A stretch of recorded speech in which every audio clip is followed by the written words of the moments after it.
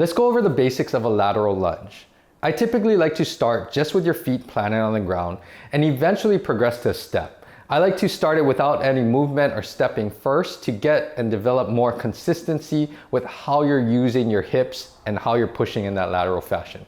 So what we're going to do is set your feet up nice and wide, feet pointing straight ahead. I keep both feet anchored on the ground, so same rules apply, good foot contact, tripod contact into the ground. And from here, just trial and error, you're going to squat and get all of your weight on one side. I want your hip, knee, and ankle and foot all to relatively be over each other like you're doing a squat. Your foot a little bit outside your hips is fine, but I don't like to start off really wide where you can't get your hips out there, just because I want to strengthen your hip abductors throughout that range of motion. And if we're always super wide, they're not gonna get any strength when they're more underneath your hips. So I like to start where you can get out to that foot, and that is going to be your stance. From here, 2 key points. Again, you're squatting on this leg. We're trying to put majority of your weight on this leg. I want you to sit your hips back and down, keep your heel on the ground. And second thing is I want you to keep your hips level.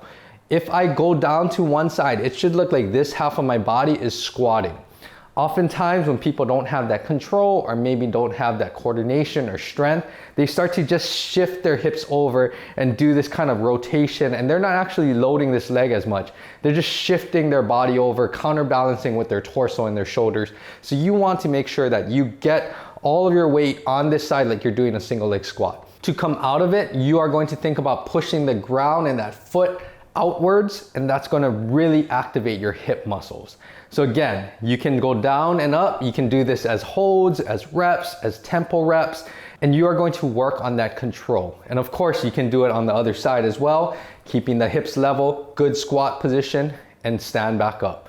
Again, don't forget about your torso and your spine. Keep that nice and neutral. I like to keep my head following the rest of my body, and you are going to get in this squat pattern. And in addition to all of the tempo stuff that you can do and different methods, you can start to load yourself with a goblet squat position, holding a dumbbell, kettlebell, water ball, or I like to load myself with something pulling me laterally.